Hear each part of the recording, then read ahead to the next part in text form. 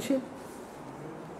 Hoje o pessoal de casa da internet vai estar sentindo falta do quadro atrás, vocês também, né? Sempre fica o versículo, mas nós estamos passando por uma reformazinha física na casa, né? Que aqui internamente a gente já tinha inclusive anunciado já que aconteceria, né? Então eu vou ler o versículo e hoje eu vou ler ele 2 vezes, bem pausado, porque não vai ter ele escrito lá no quadro, né? O pessoal de casa vai ter no visor, mas vocês não. Então nós estamos continuando o estudo de Mateus, nós estamos no capítulo 11, e hoje nós vamos estudar o versículo 8 de Mateus, né? Mas então saístes para ver o quê? Um homem vestido em trajes finos? Vede, os que vestem trajes finos estão nas casas dos reis. Mateus capítulo 11, versículo 8. Vamos repetir? Mas então saístes para ver o quê? Um homem vestido em trajes finos? Vede, os que vestem trajes finos estão nas casas dos reis. Bom, vocês já viram aquela ideia do você estica alguma coisa que estava muito curto, mas não para aquilo ficar do tamanho que você esticou, mas para chegar num tamanho mediano? É o que nós estamos fazendo com os últimos 3 versículos. Jesus quer falar de João Batista para a multidão. Então, primeiro ele fala da multidão.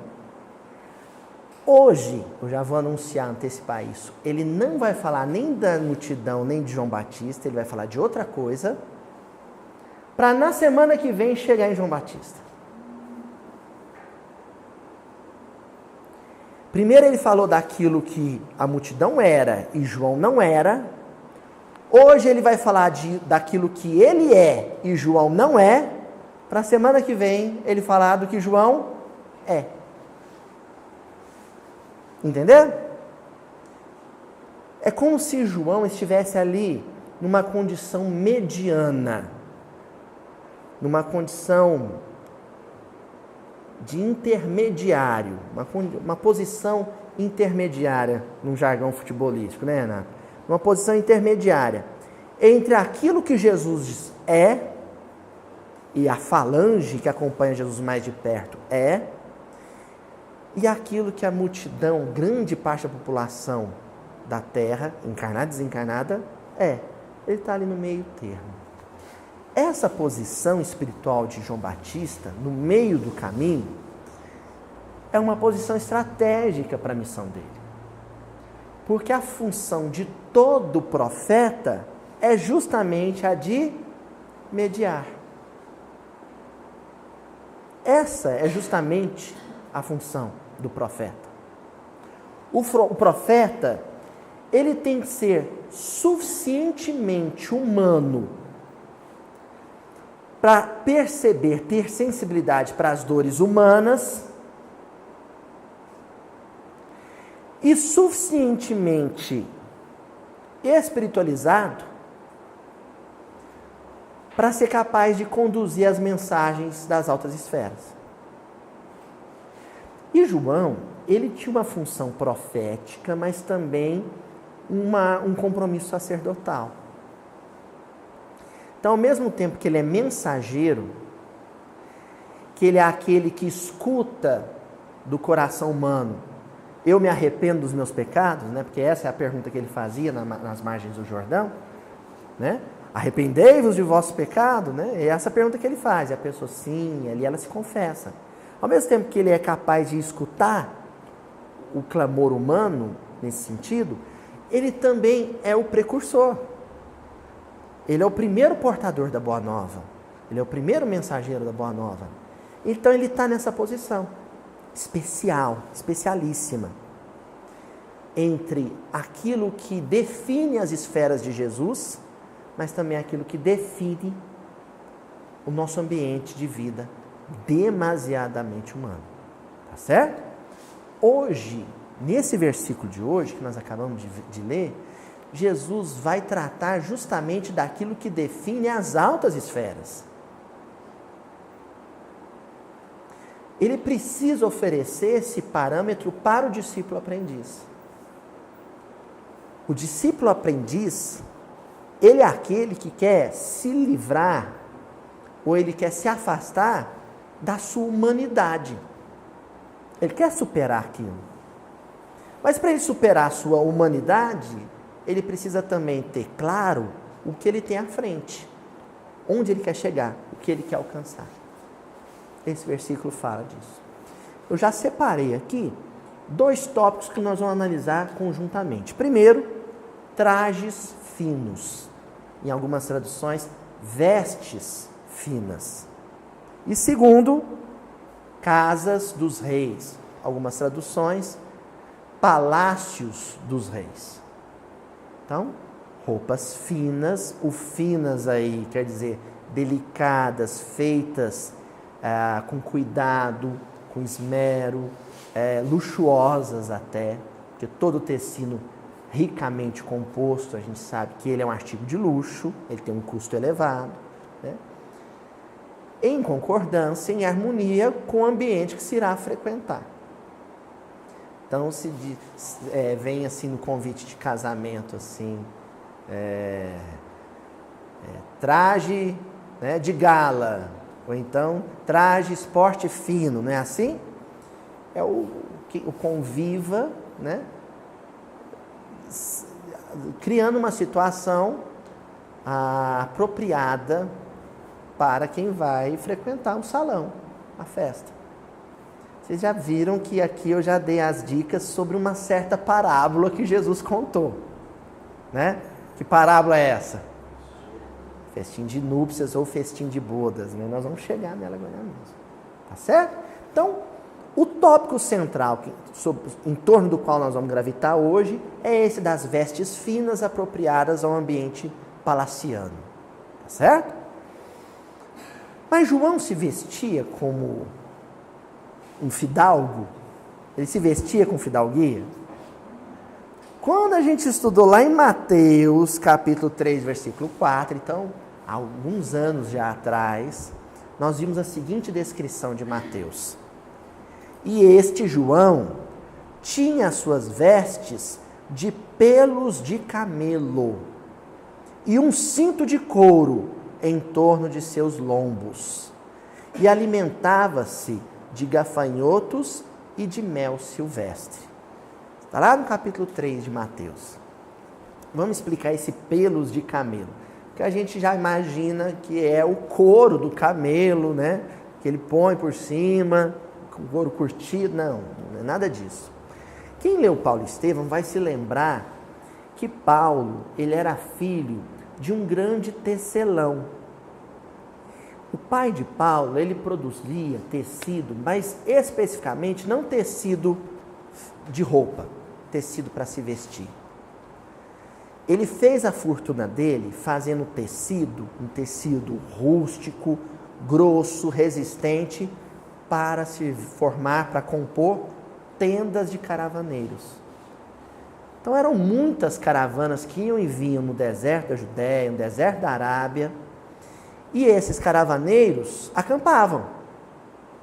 Eles acampavam, eles tinham que cobrir as mercadorias, atualizando, contemporaneizando o objeto que o pai do Paulo produzia, com o qual ele se enriqueceu.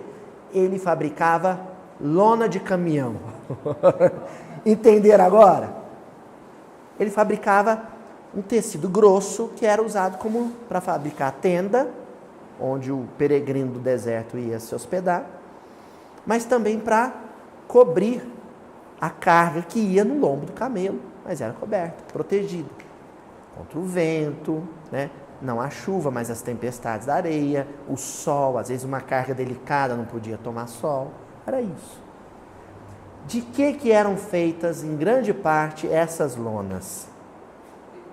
Pelos de camelo. Lã, quando era uma lona mais fina, mas quase sempre de pelo de camelo. Faziam-se tendas. Ele era tecelão, fabricante disso.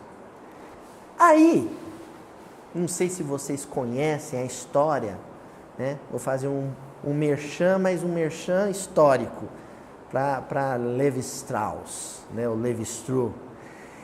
Existia um peregrino durante a exploração para o oeste americano, né, a febre do ouro, chamado Levi Strauss, ou em francês Levi Strauss. E esse sujeito, ele sentia que na lida do garimpo, as calças de tecido que ele usava, de algodão, de linho, não resistiam àquilo, seu Daniel. Então ele começou a fazer calças com a lona das carruagens desses peregrinos americanos, esses pilgrims. E aí ele patenteou essas calças, né? Aí ele patenteou a calça, o jeans nasceu daí. Enfim, existe um correspondente disso na época de Jesus.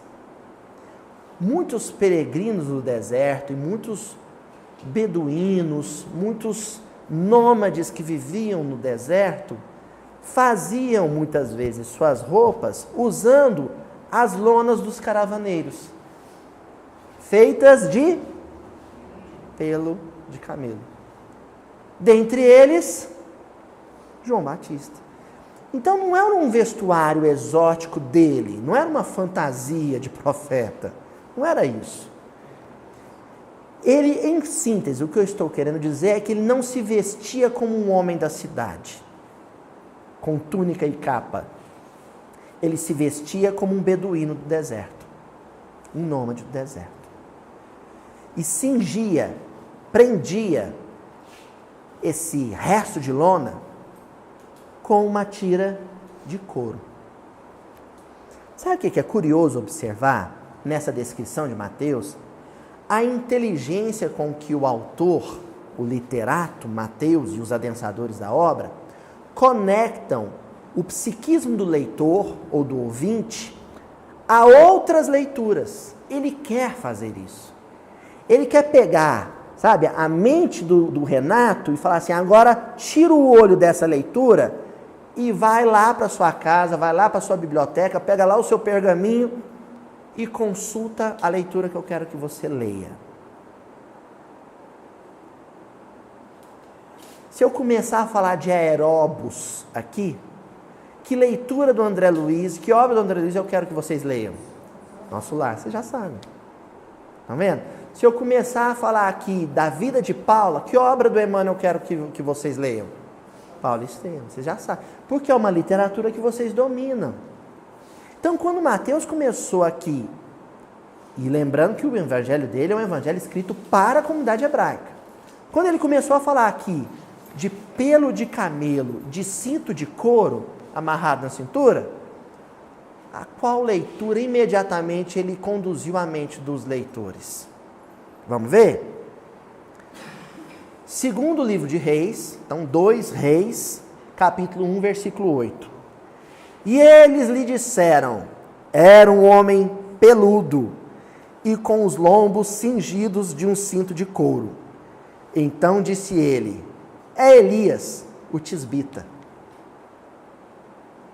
Esse homem peludo aí, gente, é por causa de um problema com a tradução, a dificuldade de passar para a nossa linguagem o que era o correspondente em hebraico, ou em proto-hebraico. Certo? Está fazendo referência justamente à maneira de se vestir. Era um homem que se vestia da mesma maneira. Que homem é esse? Elias. João Batista, ele o tempo todo está praticando encenação profética. O que é encenação profética? Algumas coisas João Batista verbalizava, outras ele transmitia de forma cênica, dramática, teatral. Então ele vai para a margem do Jordão, ele veste uma roupa de pelo de camelo, ele amarra essa roupa com um cinto de couro. Quem ele está dizendo que é? Elias. E a mensagem de João Batista é toda ela atrelada à noção de reencarnação. O caldo que ele dava na turma, era um caldo, né? Batismo do grego, quer dizer mergulho, imersão na água. Então esse caldo que ele dava, mergulhando a pessoa completamente na água do Jordão, logo depois ele perguntar, arrepende-se dos seus pecados, é uma encenação profética, onde ele está falando de uma maneira implícita, subliminar, velada, sutil, para bom entendedor, muito bom entendedor, entender, ele está falando de reencarnação. É esse o mecanismo. A gente desencarna, a gente chega no mundo espiritual, nosso benfeitor fala assim, você está arrependido das coisas que você fez no mundo físico? E o que a gente diz? Sim, estou. Ah, meu filho, então só tem uma coisa para fazer. Mergulha o sujeito. 70% do corpo é líquido. 70% da superfície humana, do planeta Terra é líquida. E o sujeito vai ficar 9 meses dentro do líquido amniótico. Pronto. É isso que ele está fazendo. Ele podia falar de miniaturização de perispírito para o povo na beira do Jordão. Ele podia falar de zigoto, de óvulo fecundado, zigoto, embrião, mitose, meiose. Podia, Cris? Não podia. Então ele deixava aquilo ali, lacradinho, para mais tarde, tendo a literatura espírita em mãos, a gente abrir a tampa da embalagem e falar, malandrinho esse João Batista, era disso que ele estava falando, de reencarnação. E ele personifica isso. A ocasião mais explícita do Evangelho em que Jesus falou de reencarnação foi quando ele disse, explicitamente, sem volteios, João Batista é o Elias que haveria de vir. E ele veio e vocês não conheceram. Aí Jesus, rasgou o véu. Ei, gente, tá claro que é ele. É óbvio que é ele. Até aí tá claro? Bom, então aqui a gente já começa a relacionar a figura de João Batista a essa coisa da roupa, da vestimenta. Certo? Aloysio, mas por que então que o Elias não vestiu roupinha bonitinha igual todo mundo, para depois o João Batista vestir roupinha bonitinha igual todo mundo? E o traço que os conectasse fosse uma outra coisa. Por que a roupa? E por que vestido de uma maneira tão rude? Por quê? Bom, lá em Mateus, no capítulo 6, versículo 29, então nós já estudamos isso também, Jesus começa a falar sobre a felicidade real, a felicidade verdadeira. E aí, ele lança a mão dos recursos naturais para dizer ao homem, só é feliz quem se satisfaz, quem está pleno com aquilo que a natureza oferece, com o necessário. Aí, os recursos naturais que ele menciona os pássaros, olhai as aves do céu e as plantinhas. Qual plantinha ele cita? Vocês se lembram? Os lírios. Olhai os lírios do campo. Ele menciona os lírios. E é um lírio oriental, esse lírio do Oriente Médio que Jesus faz menção, ele é um lírio que predominantemente ele é alvo. Ele é branquinho. E essa associação que a gente faz, por exemplo, o pessoal da área médica, usa isso o tempo inteiro, entre aquilo que for alvo, claro, porque você consegue detectar melhor a sujeira ali, se tiver, Então, é uma roupa que você consegue sempre manter limpinha, porque você identifica logo a sujeira, Então, essa associação entre a limpeza, a pureza e a cor branca está ali implícita também. E aí Jesus, para falar dessa pureza que o lírio encarna, que ele personifica, ele pega e compara o lírio com Salomão. Porque Salomão é aquela sujeira que ninguém via. Como o verbo, o raciocínio dele teológico era muito eloquente e muito bem construído, ficava ali camuflado, maquiado, todas as dificuldades que o Salomão tinha no campo do dinheiro, no campo da sexualidade, no campo da política, do autoritarismo. Ele pega e diz assim: e eu vos digo que nem mesmo Salomão, em toda a sua glória, glória de rei, se vestiu como qualquer um deles, como os lírios. Opa! Ali a gente já tem uma base literal sobre a qual Jesus ergueu uma baita de uma metáfora espiritual. A base literal. O lírio precisa de bem menos recursos que o Salomão precisou para crescer saudável no campo. Salomão se cercou de recursos e mais recursos e nem assim pôde-se dizer um homem feliz. Começa aí, essa é a base. Só que sobre essa base a gente ergue um raciocínio mais complexo. Que só é possível da gente erguer por causa de uma questão do Livro dos Espíritos. Certo? Antes de falar qual é a questão, a gente ir nessa questão, vamos então sedimentar bem isso. Jesus está falando daquilo que é feliz com o pouco que tem e aquele que não é feliz com o muito que tem. Certo? E usa como metáfora túnica, vestimenta. A vestimenta do lírio é pura e a gente conecta isso à felicidade com que o lírio cresce no campo. Porque é algo que embeleza e perfuma a natureza daquela maneira, é algo pleno. Claro que nós estamos falando, gente, uma linguagem poética. Viu? O lírio, realmente, literalmente, ele não é feliz. Né? Mas, se Salomão e todos os outros Salomões da humanidade se sentissem satisfeitos com bem menos do que tinham.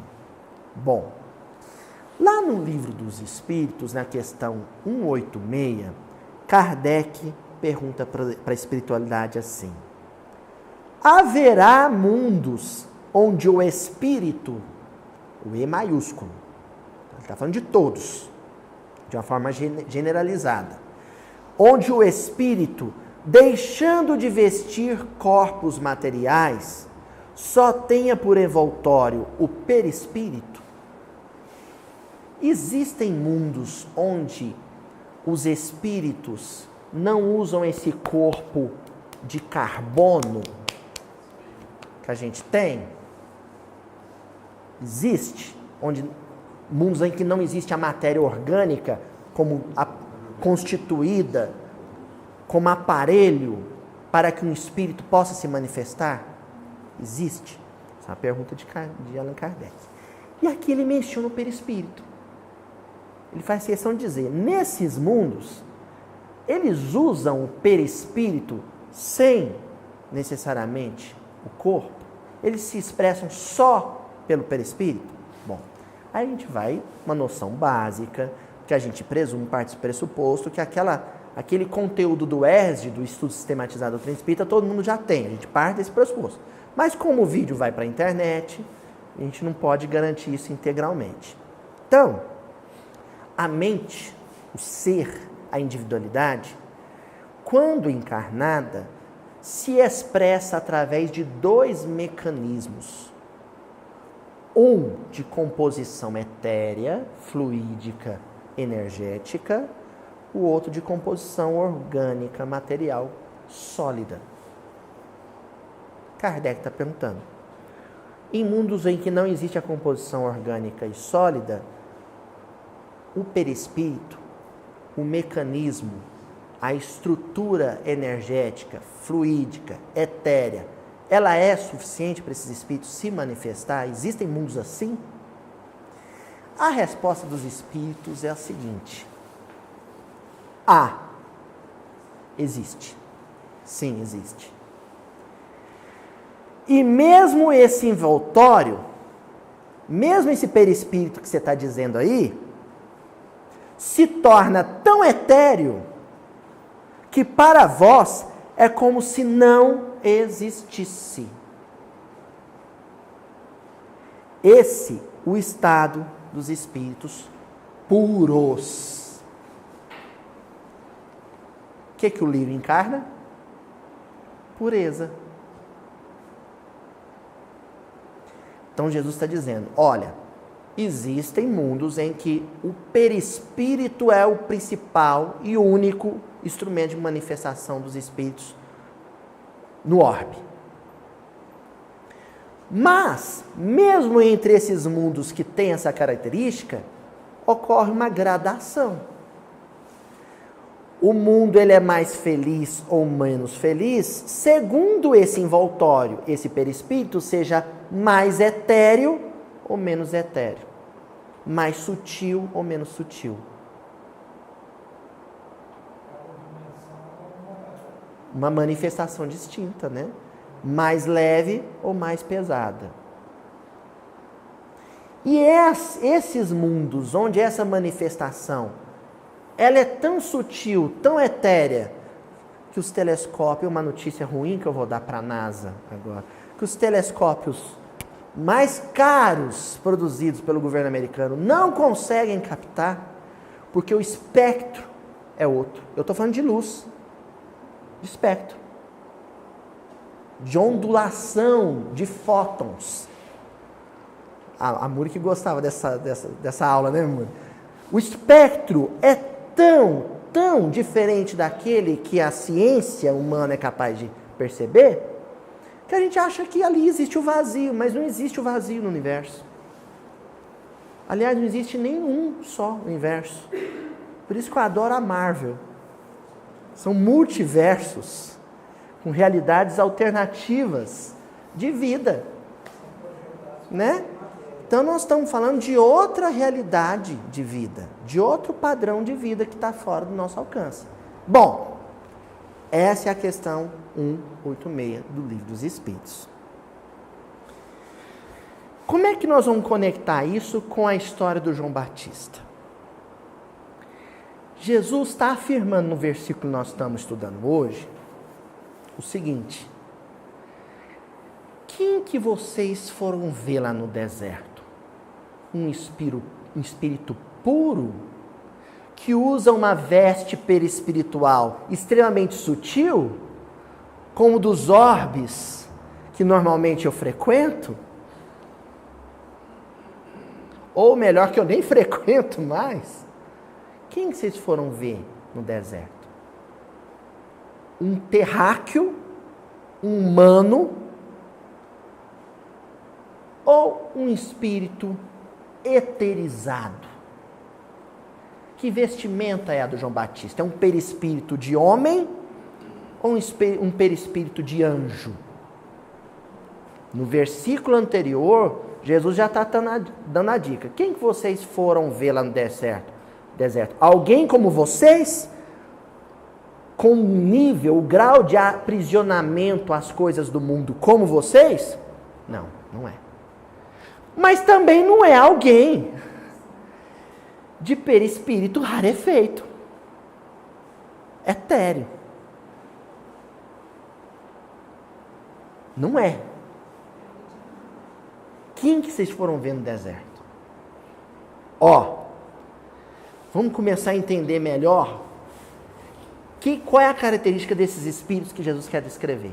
Que não é quem o povo ia ver no deserto à margem do Jordão. É outro perfil espiritual. Lá na Revista Espírita, setembro de 1864, encontrou uma mensagem maravilhosa, a dica do amigo lá do Rio, Paulo André, que diz assim: antes de ser espírita, não podia aproximar-me de uma igreja. Tamanha era a discordância que os meus olhos viam entre os que se dizem os representantes de Deus na terra e essa grande figura do Cristo, que o Evangelho nos mostra todo o amor e abnegação. Ele começa a mensagem dizendo isso. Que antes ele tinha dificuldade com religião, porque ele via uma discordância, uma incompatibilidade entre aqueles que se autoafirmavam ou auto-intitulavam representantes de Deus e o Evangelho e as personagens do Evangelho que ele encontrava no texto. Aí o autor continua. Sim, dizia a mim mesmo, Jesus se sacrifica por nós, faz sua entrada triunfal em Jerusalém, vestido de burel. Vestido de burel, aquela túnica simples, montado num jumento, e vós que vos dizeis seus representantes, vos cobris de seda, ouro e diamantes. É esse o desprezo das riquezas que o divino Messias pregava aos seus apóstolos? Sabe o que nós vamos encontrar nesse texto? O texto chama a atenção para a gente para uma coisa que era tão óbvia, mas que a gente às vezes passa direto, indiferente. Quase todos os espíritos, quase todos, porque tem algumas exceções, eu vou inclusive citar algumas exceções hoje. Quase todos os espíritos que na vida espiritual se utilizavam de perispírito, de roupa espiritual, sutil, etérea, angelical, quando encarnaram no plano físico, utilizaram um corpo doente, moraram numa casa mal construída e cobriam esse corpo com burel, com trapo.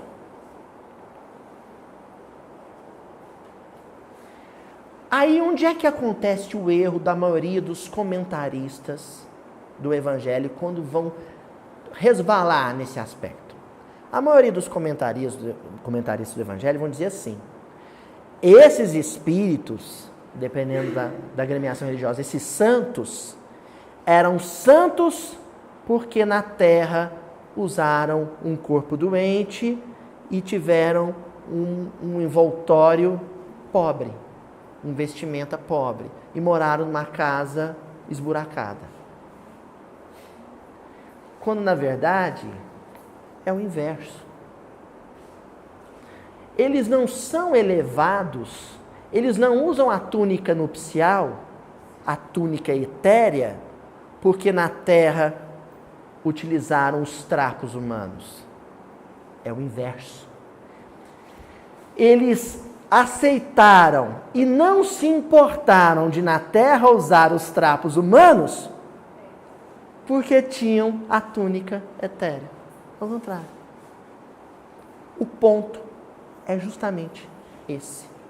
O ponto é se importar de usar ou não usar o pelo de camelo. Essa é a questão. De usar ou não usar o burel. Um espírito que amadureceu para as realidades do espírito, não é que ele não gosta do conforto, é que ele não se incomoda com o desconforto. Porque senão é falso. Porque senão é falso. Elias, em um dado momento, reclama, se queixa. Deus manda lá, vai ter a seca, né? Vem a seca, lá no livro de Reis é descrito isso. Vem a seca, né? Pro Acabe passar dificuldade, a Palestina inteira passar dificuldade. Aí um corvozinho ia e deixava lá um pedaço de carne, um pedaço de pão numa rocha. E tinha um regatozinho que o Elias lá matava a sede e comia. Mas em algum momento aquilo incomoda ele. Em algum momento aquilo incomoda. Os outros apóstolos de Jesus, né? Aí nós estamos falando do colégio apostólico, os 12, Judas era profundamente incomodado com o panorama da Palestina, que era a província mais pobre do Império Romano. Aquilo incomodava ele. Era um comerciante, ele ia falar, poxa, em qualquer outra parte do mundo, a minha atividade comercial enriquece qualquer pessoa.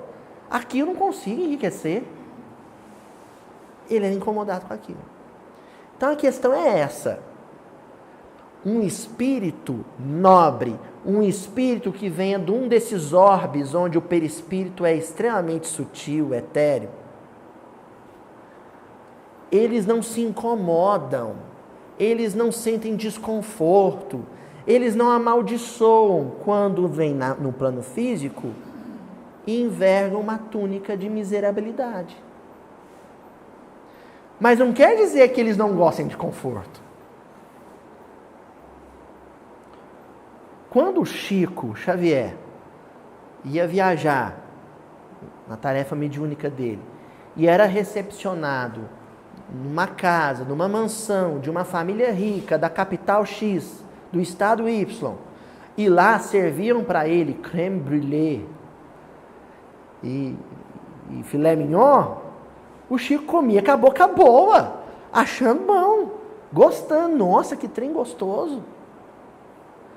Mas também quando ele fazia uma viagem de trem para o interior de Minas e hospedava na tapera do seu Aloísio Manuel, lá da fazenda tal, e comia ovo frito com farinha, ele comia com a boca boa. E sentia a mesma alegria. Esse é o ponto. A maioria de nós é tão apegado ao conforto que antes de reencarnar, se vem para nós uma planilha com o nosso planejamento reencarnatório e consta lá que a gente vai passar por privação material, a gente chora para reencarnar, se descabela, mas é isso mesmo. Ah, então eu vou. Aí vem. Aí na infância revoltado, na adolescência revoltado, quando chega a vida adulta já está dando uns pulinhos, um jeitinho para sair daquela condição, porque não tem base. Aquilo incomoda muito, muito, muito, muito, muito. Né? O querido Wagner Moura, lá de Campo Grande, né? E a turma, a equipe lá de Fraternidade Sem Fronteira, organizou o trabalho lá em Moçambique. Aí outro dia eu vi uma entrevista do ator Reinaldo Giannichini, ele falando, olha, aquela miséria que eu vi em Moçambique eu nunca vi em lugar nenhum. E eu encontrei uma senhorinha que ela morava debaixo de uma árvore, na sombra daquela árvore, e ela se alimentava das castanhas que caíam da árvore. E ela era feliz. E ela não reclamava. E ele falando, e eu me comovi porque ela estava serena. E eu, de ver a situação dela, me desesperei. De assistir o drama dela, eu me descontrolei, chorei compulsivamente, ele falando. E ela estava bem. Isso quer dizer que aquela senhorinha não ficou feliz na hora que construíram uma casinha para ela? Foi lá, o pessoal da fraternidade construiu uma casinha para ela. Ela foi para a casinha, passou a comer o alimento, a refeição da ONG. Ela não precisou comer mais castanha, ela ficou feliz também depois quando comeu arrozinho com feijão. Mas quando ela comeu castanha, ela estava feliz do mesmo jeito. Então a gente inverteu o processo. Porque se a gente ficar com essa perspectiva de para você ser o espírito superior, necessariamente você tem que na Terra ter uma vida de penúria, sabe o que a gente cria? Um padrão de que todo pobre sofredor, doente, com úlcera no corpo e roupa rasgada, é um espírito de luz. E não é bem assim. Não é bem assim. O perfil aqui descrito, quando esse autor fala no Revista Espírita, e quando se fala, por exemplo, dos espíritos que acompanharam Jesus na primeira hora, em torno do lago de Nezaré, é o perfil de alguém que vestia uma roupa simples, morava numa casa simples, comia uma comida simples, sorrindo. Sorrindo, abençoando, agradecendo o que tem. Agora, vestiu a roupa simples, está doente, pé no chão, mora na gruta e amaldiçoa e reclama, e amaldiçoar e reclamar se estivesse no palácio também. Quem reclama, olha só, gente, quem reclama do pão com manteiga, reclama do caviar. Quem reclama da água, do filtro, reclama da champanhe francesa. E quem é satisfeito com o pão com manteiga, qualquer caviar tá bom. Qualquer caviar tá bom. Quem está satisfeito com a água do filtro, qualquer champanhe tá boa.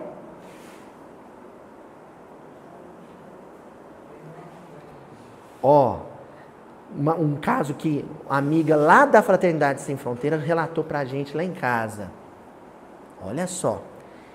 Ela tinha uma companheira, uma amiga, uma colega de faculdade que ia numa das caravanas para a África. E essa mocinha, muito rica, muito rica, com conforto extremo, uma coisa assim, ter motorista o tempo inteiro, viagem aérea para a Europa o tempo inteiro, muito conforto. Os colegas ficaram meio preocupados, falaram, poxa vida, ela vai lá para a África, ela vai sentir o baque. E ela foi para a África. E não sentiu o baque. Lá, você vai lá, dorme no alojamento de todo mundo, às vezes tem ar-condicionado, às vezes não tem, às vezes tem carne, às vezes não tem, às vezes tem um colchão, às vezes é uma cama. E ela passando aquela dificuldade com todo mundo, na maior, sem reclamar, sem sentir nada. Vendo aquela miséria, não teve um impacto. Vendo gente comendo, sabe? Erva da floresta e sem reclamar. E ela vendo aquilo com naturalidade. Quando ela voltou para o Brasil, olha, na ida para a África ela não sentiu. Comovida com o trabalho, não sentiu. Ficou lá um tempo, lá, alguns meses, acho. Quando ela voltou para o Brasil e foi dormir na casa dela a primeira vez, aí veio o impacto. Ela precisou de terapia. Ela não conseguia mais achar natural o conforto que tinha aqui. Na volta, entendeu? Quando ela voltou, ela teve um impacto com o nível de conforto que ela tinha. Não com o necessário, com o luxo.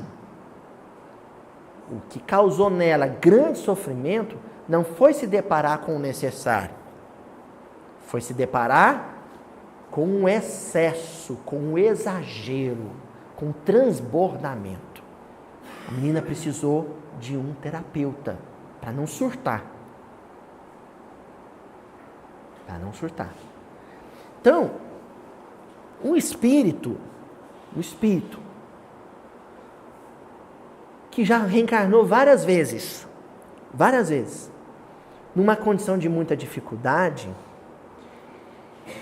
e que não se importa com essa dificuldade, e essa dificuldade não perturba ele, sabe quando é que ele se sente incomodado? Um pouquinho incomodado? Quando reencarna com muito conforto. E aí ele começa a se inquietar, e essa é uma inquietação de luz, porque é aquela inquietação de quem vai começar a se movimentar, fazer alguma coisa, para promover a chamada redistribuição de renda. Porque justiça social não é equipariedade, não é isso. Justiça social é o não abismo. É trabalhar para não existir o abismo, a discrepância, o absurdo social. Então nós vamos ver dois casos aqui da literatura espírita que mostra bem esse quadro. O primeiro deles está no livro Ave Cristo, no capítulo 3 do livro Ave Cristo, Compromisso do Coração. Nós vamos falar mais ou menos o contexto. Quinto Varro, de origem romana, um patrício romano. Ele é vítima de uma trama da esposa, a Cíntia, que tinha um relacionamento extraconjugal com um preposto romano. E esse preposto romano falou assim, olha, para a gente ficar junto, seu marido tem que sair da parada. Então, ele dá um jeito, né, manda um pau-mandado dele lá, fala, leva o sujeito na viagem e dá cabo da vida dele, porque ele queria ficar com a esposa do Quinto Varro e com o filho do Quinto Varro, bebezinho ainda, que era o Tassiano Varro. Né? Acontece que durante a viagem de barco, onde ele seria executado, esse oficial romano não tem coragem de matar ele. Mas também tem que criar um clima de que ele tenha matado. Aí ele fala assim, eu já sei, eu vou matar qualquer um desses outros prisioneiros aqui, da galé, e vou falar que eu matei o Quinto Varro. E o escolhido para morrer no lugar do Quinto Varro foi justamente o velhinho cristão que se tornou o pai espiritual do Quinto Varro, que era o irmão Corvino. Então, eu estou tentando não dar muitos spoilers para quem não leu o Ave Cristo, mas está difícil. Mas basicamente é isso. E ele manda apunhalar o Corvino, para depois dizer que ele tinha matado o Quinto Varro. E aí coloca os dois no barco lá, o Corvino, né, com o Quinto Varro, fala para o Quinto Varro, agora você some no mundo aí. Eu não quero nunca mais ter notícia de você. Eu vou dizer que você está morto. A cena que eu separei aqui, os amigos do Evangelho Rede Vivo, é justamente quando o Quinto Varro fala, tá, mas para eu cair no mundo eu tenho que ter uma outra identidade. Identidade de quem? E aí vem a inspiração dele de usar a identidade justamente do seu pai espiritual Corvino, que havia sido morto no lugar dele. E que morreu alegre, morreu feliz. Então, o que o Quinto Varro pega e faz? Ele estava usando túnica, roupa de patrício romano. Ele pega e vai envergar a túnica plebeia do Corvino. E o trecho diz assim, Corvino, porém, marcara-lhe o coração para o resto da vida. O sacrifício dele impunha-lhe valorosa coragem. Era necessário lutar. Para Cíntia e para o filhinho querido, não mais existia. Ele, Quinto Varro, não existia mais.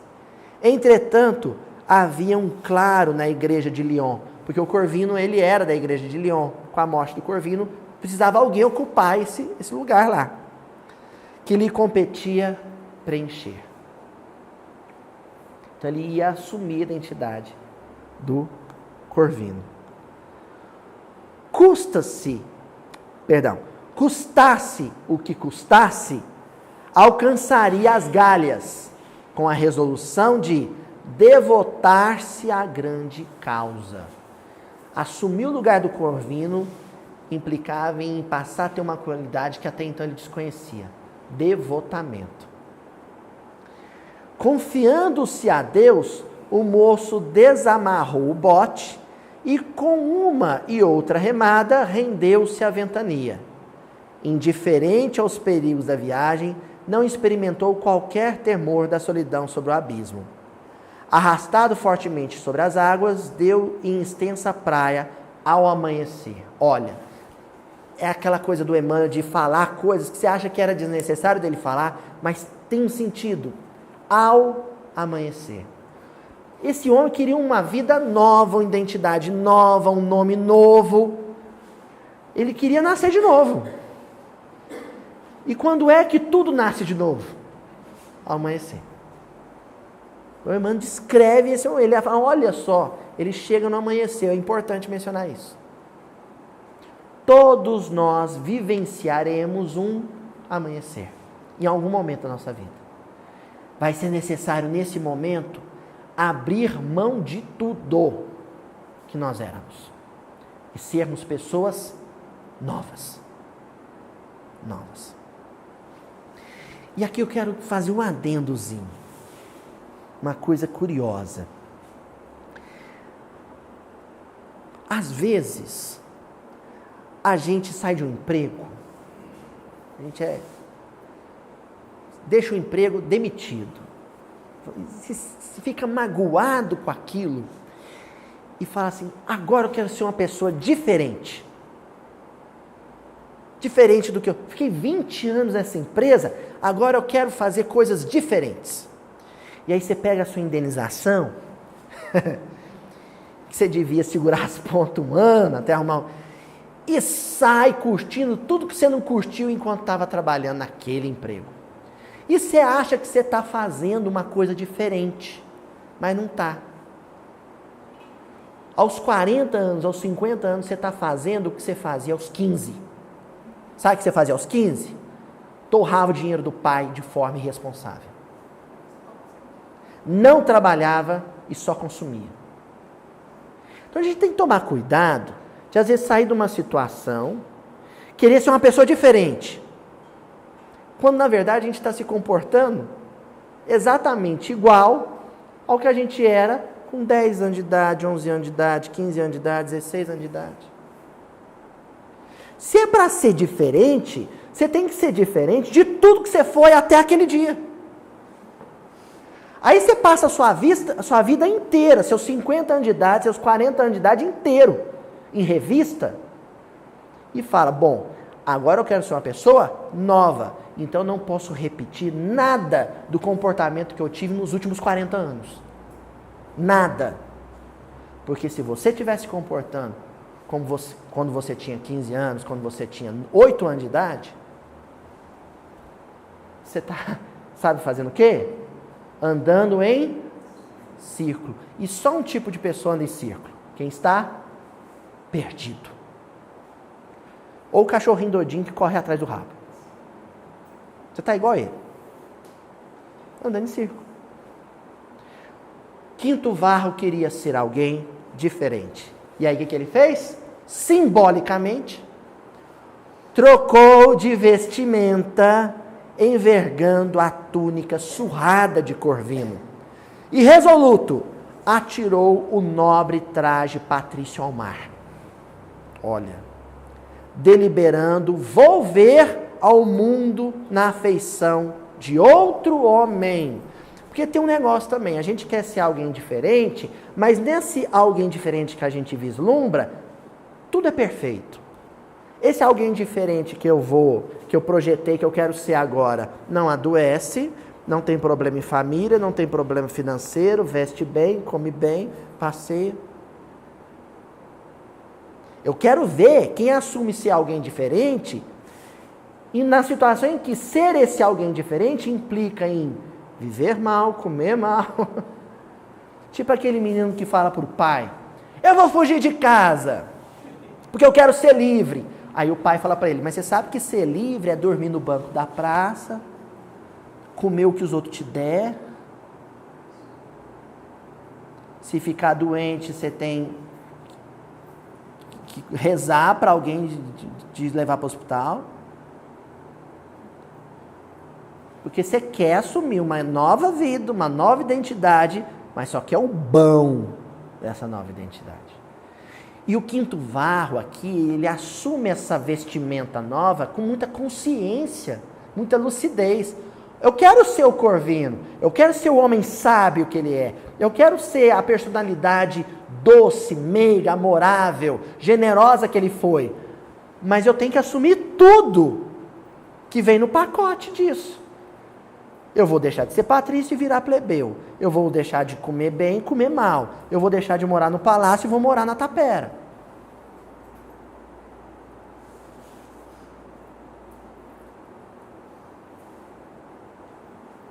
Forte isso. É o mesmo caso do sujeito que, o jovem rico, né? Lembra o jovem rico, o mancebo rico? Chega para Jesus e fala assim, mestre, eu quero te seguir.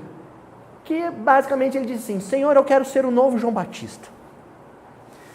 E Jesus meio que disse para ele assim, então vai lá, vende tudo que tem e venha. Sabe o que Jesus está dizendo, Renato? Então, vai lá, vende tudo que tem, veste uma roupa de camelo, amarra um cinto na cintura e vai dormir no deserto, comer gafanhoto e mel. 40 dias, no mínimo, você fica no deserto. E aí, o que o jovem rico fez? Espera aí, tá tocando meu telefone ali, vou atender, daqui a hora mesmo eu volto. E não voltou. Ou voltou 50 anos depois, ou 500 anos depois. Agora, há uma situação, aqui do Corvino, gente, é uma situação em que o quinto varro foi constrangido a isso, ele não tinha o que fazer. A circunstância foi levando ele a fazer isso.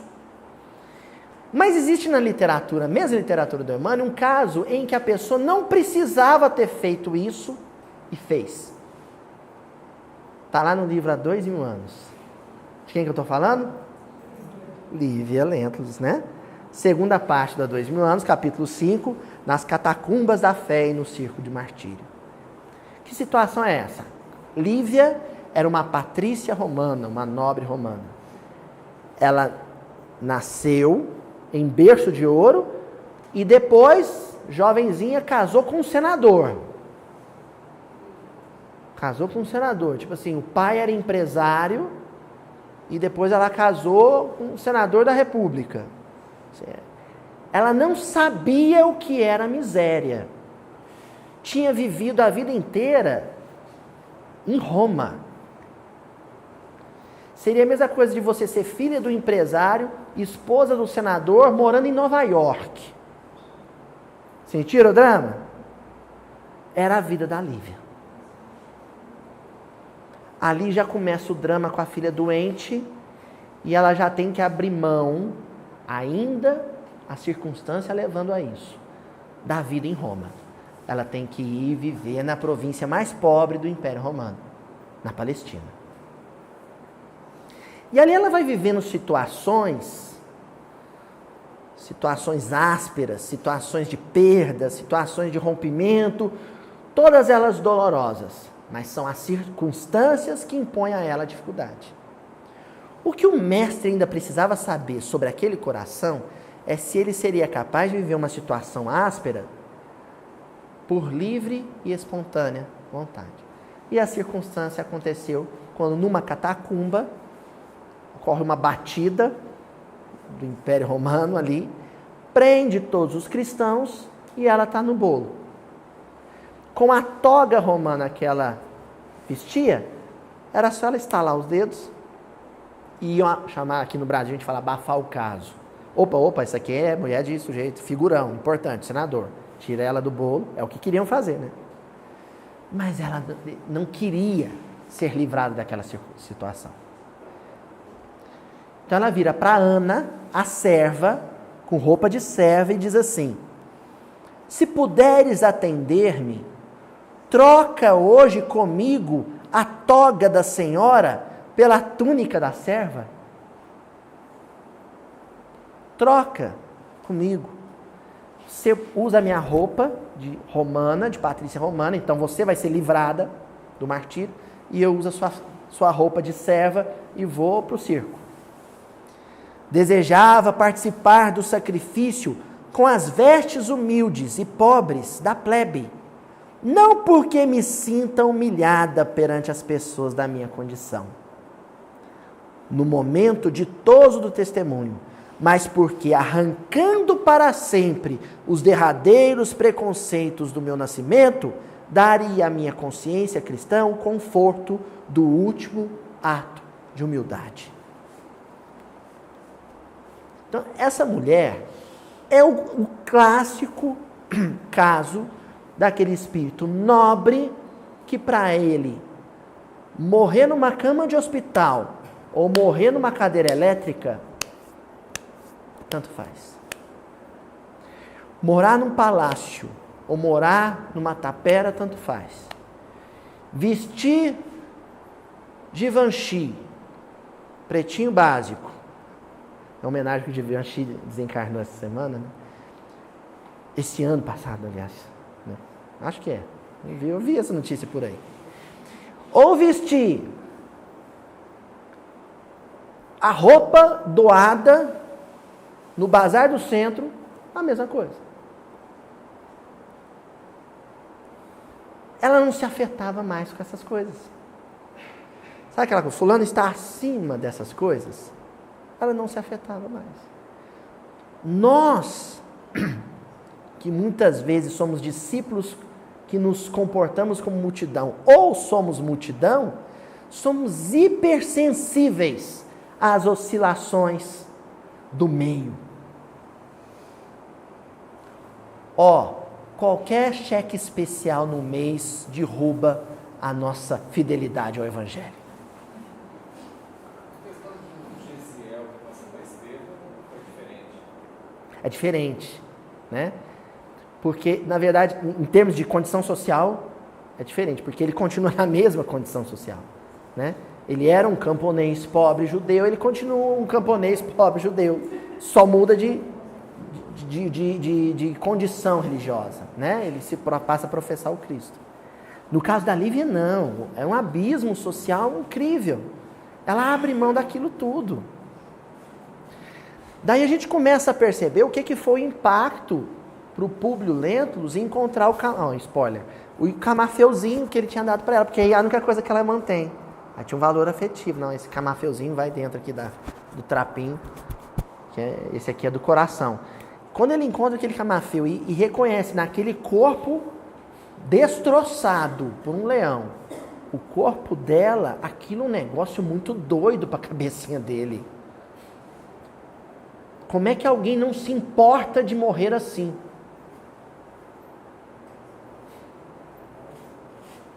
Então esse negócio da vestimenta, com relação ao João Batista, Jesus está dizendo assim, olha, vocês não foram lá no Jordão ver alguém que se descabela e se perturba com as questões materiais como vocês.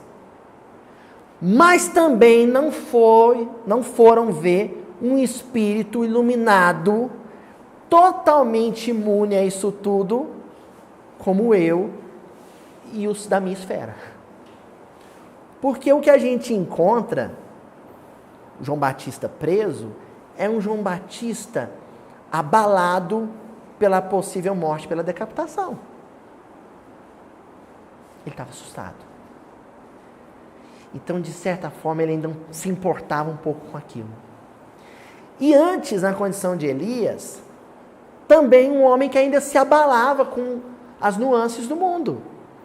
O Elias, gente, ele chega a ficar deprimido, ele vai para debaixo de uma sombrinha lá e fica moadinho lá, não quer comer, não quer beber.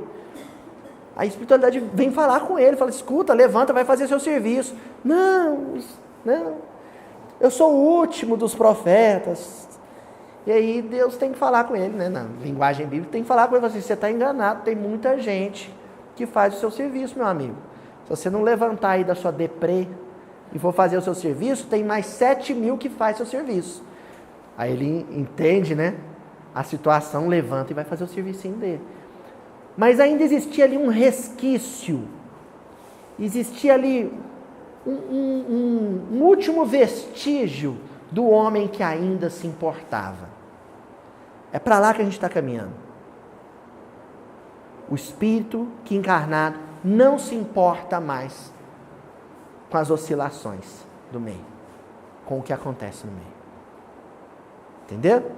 Essa é a questão. Bom, para a gente ir fechando, queria ler de um livro pouco conhecido, que é Chico Xavier Inédito, que é uma coletânea de mensagens, uma mensagem ditada pelo Chico, pela Maria Máximo, uma mensagem intitulada Súplica. E a mensagem diz assim: quando meu espírito ainda se tornava despido, completamente nu, vesti-lhe as roupagens da vaidade, da ambição, da maledicência, do egoísmo, da inveja, calcando com os tacões do orgulho tudo o que sob meus pés podia pôr. Então agora ela está falando de outra túnica, de outra veste. Houve um tempo em que eu vestia uma túnica, uma veste, um manto, que simbolizava, tinha nela agregado orgulho, vaidade, empáfia, arrogância. Tem pessoas que se vestem extraordinariamente bem, com roupa às vezes que custa caro, mas a pessoa não se acha melhor que ninguém porque veste essa roupa.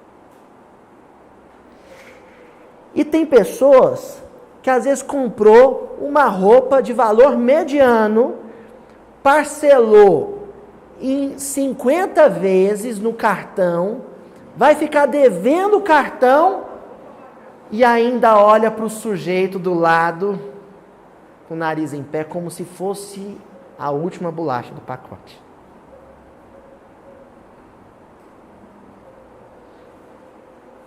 Tudo é uma questão de o que você veste por dentro. Que túnica o seu coração veste? A da arrogância, a da vaidade, a da empáfia, a do orgulho? Esse é o ponto em que ela está dizendo que vestiu essa túnica. Cobri-me, Senhor, com a capa da ignorância e coloquei no peito o emblema do ciúme. Despertei, Senhor, mas que luta em que tive de lançar-me comigo mesma para poder confeccionar as roupagens que tinha de substituir. Todas as que já estavam podres de tanto serem usadas, e cobrir minha carcaça ambulante e quase errante. O movimento aqui, que no ponto de vista prático é surreal, mas para a metáfora vale.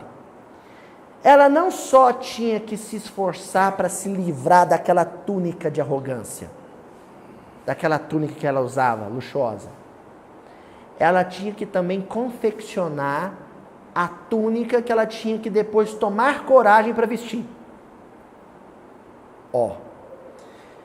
Uma coisa é se livrar do vício, outra coisa é começar a querer a virtude, e outra coisa é ser virtuoso. São 3 movimentos. Durante muito tempo a gente fica lutando para não ter mais o vício. Muito tempo.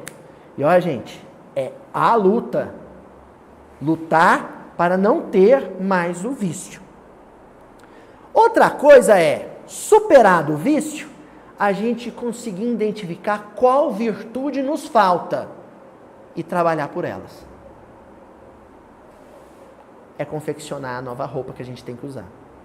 E outra coisa é, depois que eu conseguir definir qual é a virtude, mapeá-la, saber todas as características, todos os elementos que compõem essa virtude, eu respirar fundo e vestir. A Lívia fez tudo isso numa noite. Numa noite, ela abriu mão da condição de patrícia romana. Numa noite, ela identificou que você pode ser plenamente feliz sendo servo. Numa noite, ela virou serva e morreu como serva. Tudo numa noite. Numa noite, ela viveu uma coisa que às vezes uma pessoa vai levar uma existência inteira e não vai incorporar. Uma pessoa vai ser serva a vida inteira. Um servo romano foi servo a vida inteira, morreu revoltado com isso. Ela assimilou e vivenciou isso numa noite. Ora, gente, ninguém fica virtuoso numa noite. Esse espírito só conseguiu fazer isso numa noite porque era uma virtude que já pré-existia. Ela já tinha passado por essas etapas. Nós ainda estamos nelas. E aí, então, a Maria Máximo, ela pega e fecha essa comunicação dela dizendo assim: porém um dia, Senhor, de olhos fitos em vós, implorando-vos a força bastante para arrancar de mim tudo quanto me dificultava os movimentos e ações, aquela roupa pesada, vi raiar sobre mim o sol, ao amanhecer do quinto varro. Vi raiar sobre mim o sol de vosso amor, que pelo calor fez derreter e cair esses envoltórios nojentos e prejudiciais. Então, se eu tiver com muita dificuldade de arrancar com as próprias mãos a túnica do orgulho, a túnica do egoísmo, o amor de Deus sobre mim vai derreter, dissolver essa túnica. Só que esse amor de Deus sobre mim pode ser um câncer, pode ser um desemprego, pode ser uma tragédia natural, pode ser a perda de um filho. É o amor de Deus. Porque só depois do impacto, do calor daquela situação difícil, aquele fardo foi se desapegando de mim e eu me desapegando dele. E ao ver o meu espírito despido, aí é o segundo momento. Eu não tenho mais o vício que tinha, mas também não tenho a virtude que preciso ter. Curvei a cabeça, agradecendo-vos por me haverdes mandado que as arrancasse com vontade de me ver liberta. Agora é ir se adereçando. Adereço aos poucos. Primeiro põe uma blusa nova, depois uma calça nova, depois uma pulseira nova, e vou me compondo com a túnica nupcial aos poucos. Cada existência, uma virtude nova. Devagarzinho. Certo? E quem fostes ver na beira do Jordão? Esse espírito, já usando a túnica, frequentador dos palácios celestes? Não. Mas também não foi ver uma cana sacudida com o vento, como qualquer um da multidão que oscila com as coisas do mundo. Também não. Quem fostes ver então? Esse é assunto para a próxima reunião. Cara, aí nós vamos ver quem de fato ele é. Esse profeta, que não é nem um espírito de luz sublime, mas também não é mais um homem vulgar. Ele tem uma condição especial, uma função específica no concerto do Evangelho. Tá bom? Semana que vem. O olhar ético de alguém que tem a consciência em paz faz estremecer a pessoa de vida corrupta. Começa que não consegue olhar no olho. Desvia o olhar e não consegue olhar.